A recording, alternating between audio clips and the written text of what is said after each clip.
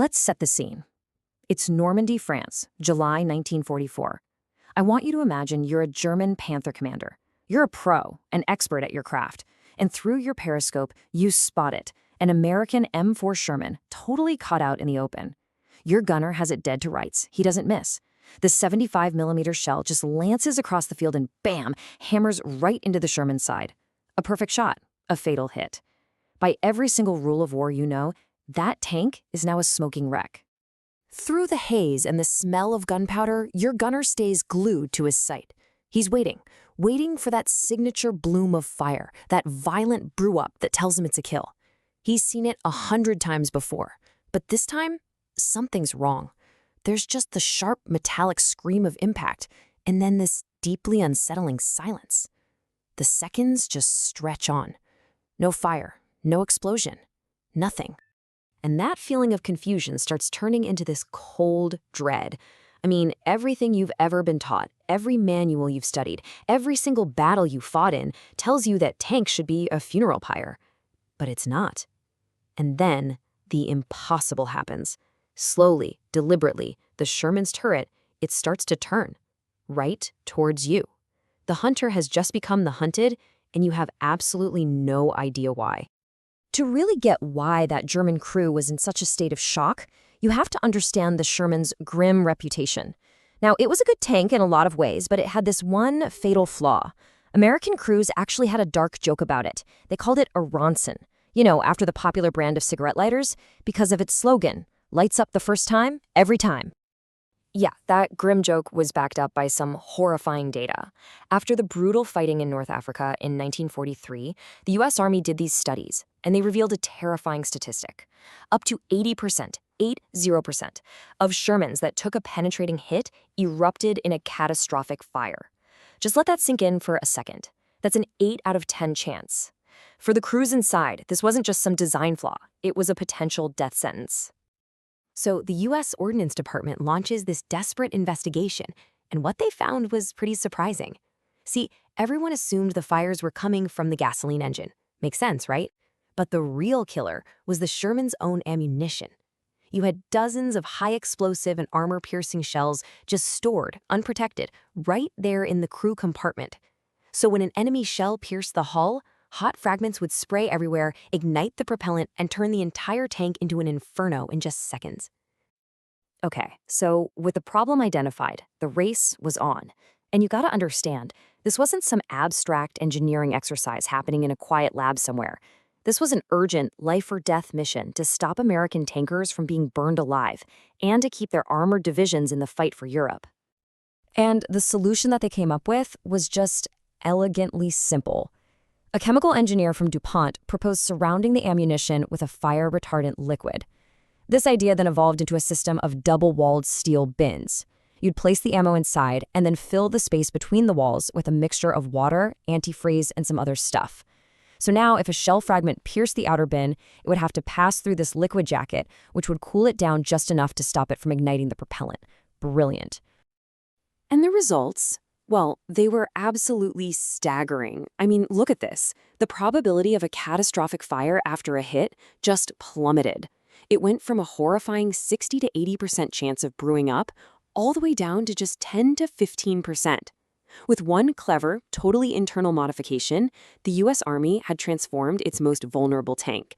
They had fixed the Ronson. So, okay, the Americans had solved their deadliest problem, but the technology itself, that was only half the story. The truly decisive element, the part that turned a simple engineering fix into a war-winning advantage, was that the Germans, well, they never figured it out. And here is the fatal disconnect. German intelligence was meticulous, no doubt about it, but their entire understanding of the Sherman was based on the old models they had captured a whole year earlier in North Africa. So while they were busy writing these definitive manuals on how to kill that old tank, every single M4 Sherman rolling off American production lines from January 1944 onwards had the new wet stowage system already installed. This timeline really shows you just how disastrous that intelligence gap was. Early 43, the Germans capture the old tanks and start their analysis. By January of 44, the U.S. is already building the solution. Then, in July of 44, right as the Normandy campaign is heating up, those new, safer Shermans arrive on the battlefield in huge numbers. For the rest of the war, German tactics were basically based on a ghost. And we're not just talking about some memo sitting on a shelf, no. This outdated intelligence was drilled into every single Panzer crew. Their training manuals, complete with these detailed diagrams, explicitly instructed gunners to target the very spots where the ammunition used to be. They were being meticulously trained to aim at the Sherman's now strongest, least vulnerable points. So what happened when their own veteran crews on the front lines started sending back reports? Reports saying, hey, something's wrong here. These Shermans aren't burning like they're supposed to. Well, High Command just waved them away. It was a classic textbook case of confirmation bias, that tendency we all have to favor information that confirms what we already believe.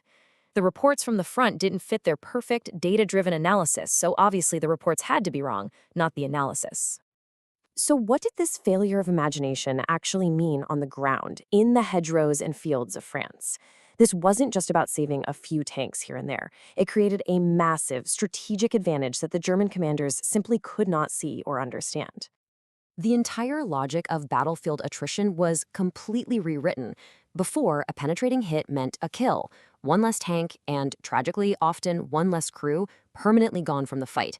Now, that same exact hit was often just damage. A tank that would have been a flaming wreck was instead just disabled.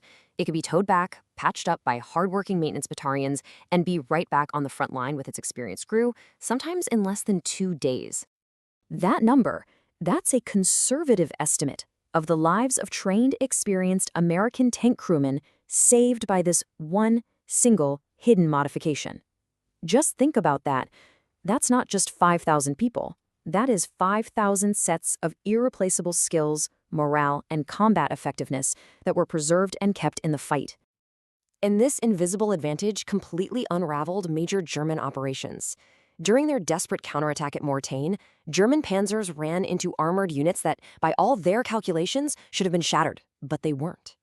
At the massive tank battle of Aracourt, an entire American armored division took what should have been fatal losses, yet was able to regroup and crush the German attack.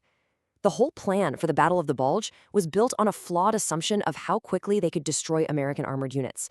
And when the Shermans refused to burn, those plans fell apart. If you read the German war diaries from that period, you can just feel their sheer frustration. They knew they were hitting the Shermans. Their after-action reports confirmed penetrating hits. But the American units just wouldn't stay dead. To the German high command, it must have been maddening. It must have seemed like the Americans had some kind of magical, endless supply of tanks and crews. Now, this whole story is so much more than just a piece of military history. This conflict, this hidden war between American engineering, German intelligence, and good old human bias, it offers some really powerful, timeless lessons. The first lesson is simple, and it's brutal. Relying on outdated intelligence is a recipe for disaster. It doesn't matter how brilliant your analysis is if the underlying facts have changed. You have to constantly challenge your own bedrock assumptions, because you can be damn sure your competition or your adversary or whatever problem you're trying to solve is constantly evolving.